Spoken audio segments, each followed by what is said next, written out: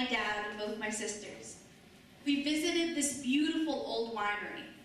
And I remember walking into the entrance for the first time, into this dark room. This frigid air hit me. There were pickled snakes in the corner, old rifles hanging on the wall. Truly a sight like none other. So as I walked in, dumbfounded by all that I saw, I sat down and I looked towards the entrance to see what my parents' reactions would be when they saw this breathtaking room for the first time. Well, in walked my dad on his phone. And right behind him, my mom on her phone as well. Why? Well, because like all of us, they have grown an addiction to a device. But is this in fact an addiction? Well, according to Dr. Greenfield, technology is psychoactive, which means it triggers an enjoyable feeling. And since this feeling is enjoyable, you want to get it again and again and again. But is this a bad thing? Well, Dr. Greenfield goes on to tell us that a true addiction entails a growing tolerance towards a substance, which means you need more to get high, and there can be harmful impacts. Now, I want to focus on this word, harmful. For me, it has two major implications, that of social and that of mental. First, I'll start off with social. Socially, I believe that phones have harmed our ability to be present. Let me elaborate with an experience. A couple months ago, I was at a concert with some friends, and I was swaying in the crowd, and gradually my eye went to the front of the crowd to this girl.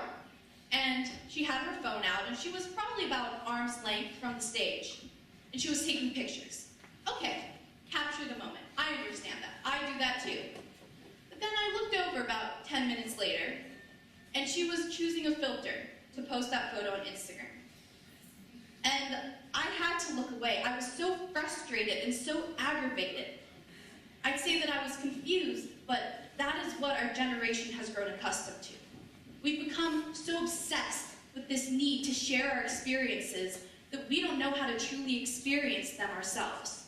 We get so lost behind the light of our screens that the outer world seems to collapse, and with it, the possibility for new relationships, and sometimes even old ones. I can't tell you the amount of times I've tried to tell a friend or a family member something important, or ask their advice about something, or maybe I just wanted to talk. But all they're doing is looking down at their phone. Of course, they'll look up at me once in a while to reassure me that they're listening, but that's not enough, and it shouldn't be enough for any of you. I want to say that since I'm aware of this, I don't do it myself. The truth is I do. I have ignored a friend or family member for something that didn't need to be attended to there and then. But I'm trying. I'm trying to put down my phone and listen when given the opportunity, and engage in conversation. Because for me, conversation is one of the more thrilling parts of life. It's where I reserve my sanity, and it's where I grow as a person.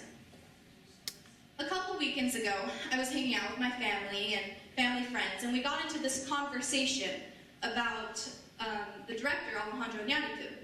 And I was trying to remember the name of one of his films, and I couldn't remember it for the life of me. So somebody yelled out, "Hey, why don't you just Google it? You can." And I said, no, I don't want to. Because for me, when you take out your phone, a sort of digital wall goes up that puts a blockade in the conversation. So I went on. I made a few pathetic attempts of explaining this movie that I'd never seen before. And then after about 15 minutes, somebody got it. They said, Babel. I was like, yes, that's it. Now the point isn't whether or not I did a good job of explaining this movie. The point was that I was trying to communicate to the best I could my understanding of something, in hopes that somebody else could interpret it. And they did. Now some of you might argue that I wasted 15 minutes. But what else would we have done? Looked it up and then gone on to the next topic? I never would have remembered this experience had I looked it up, and odds are I never would have remembered the name of this film. It's an interesting thing what phones have done to the illusion of time. We're constantly blurring this line between that which is unimportant and that which is urgent. And I think this idea has played a huge role in texting and driving. In 2011, 23% of car crashes were due to the use of phones. And those numbers have only increased in the past 4 years. Now, I can't stand up here and lecture all of you about texting and driving when I myself have done it, even though I'm completely aware that it is dangerous. And it's self-centered. But the thing is that I've started to realize and distinguish between that which is urgent and that which is unimportant. And I don't feel controlled by this device. I am in control, and that is a beautiful thing. At first, of course, I had to put my phone in the trunk so I wasn't distracted by it and I wasn't tempted. And then I started putting my phone on airplane mode so I wasn't hearing that ding.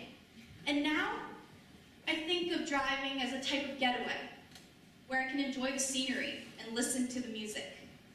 And it's nice to have that getaway. I was going through a pretty rough time at the beginning of this year, and a good friend said to me, whenever I'm going through a hard time, when I'm having a rough day, I put my phone on airplane mode, or I turn it off for an hour and a half, just to get away. And I did that. And it was amazing. I felt light, and I wasn't listening to all this babble of other people. My mind felt clear. Now, that leads me to my next subject, the harm that phones have done to the mind. Now, I want to focus more on the social media aspect of that. As if being an adolescent teenager wasn't hard enough, now we're living in a world completely immersed in social media, where likes become the way in which we measure our self-worth, and posts are what define our lives. And here's the thing, is you want to tell somebody they are so much more than what they post. But when we're living in a world where this has become the norm, these young minds begin to believe it. And they begin to believe that this is all they are. And so it starts to become true. I have this friend. She's about 16 years old. I don't see her very often. But a couple months ago, I had the opportunity to hang out with her. And the entire time, she was just on her phone. So, after about an hour of this, I confronted her. I said, hey, look, I haven't seen you in a while. How have you been? What's been going on? Tell me about who you are. Well, she did. And everything out of her mouth either had to do with Snapchat, AskFM, Instagram, Facebook, all of these things that I frankly didn't care about. And I realized her life had become limited to these apps. Now, I do find that I can get lost in this virtual reality, much more so a couple years ago than now. And it's hard. It's hard scrolling through your newsfeed and seeing all of these pictures of girls or whoever perfectly edited to exactly how they want the public to view them. You remember before when you maybe go to the doctor's office and you pick up a magazine, maybe People's Magazine, and you let your self-esteem take a few hits? Well, now, it's at the tip of your fingers. With all of these Stay Fit accounts and these beauty tips, it's difficult to get by. Within the past 3 years, the amount of teenagers seeking help for an eating disorder has risen by 110%. Now, I'm quite aware that there are many different kinds of eating disorders and many different factors, but 3 years, isn't that about the same amount of time in which all of these social media sites have skyrocketed in popularity? I'm just saying I think there's a connection, and I think it's done harm. I know that I'm only 18 years old and I'm too young to be saying, remember when? But I remember. I remember running around as a child. I remember playing freeze tag, coming home and drawing and playing with my stuffed animals, making up spy games and coming up with very intricate ways of how to annoy my older sister next.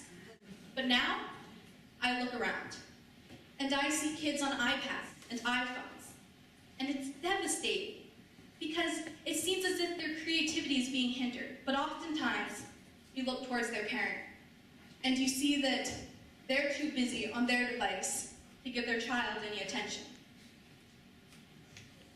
I understand how phones have helped us to become better connected.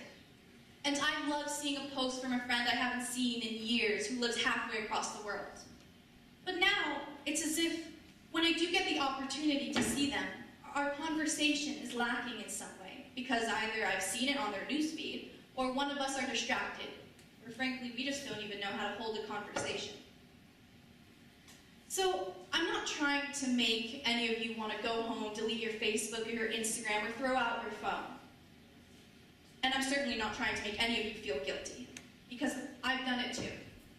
I just want to make you all aware of the present moment, and what is going to matter in the end when you look back. The hours that you spent behind your phone, or the experiences that you experienced yourself. I love this quote by Rati Sedulatz. He says, "Everyone lets the present moment go by, and then looks for it as if he thought it were somewhere else. Nobody seems to have noticed this. But while grasping this firmly, we must pile experience upon experience."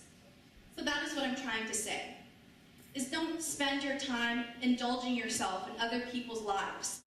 Focus on your own, because you will experience moments so pure and so sincere that you won't want to share it with anybody else except the people who are present.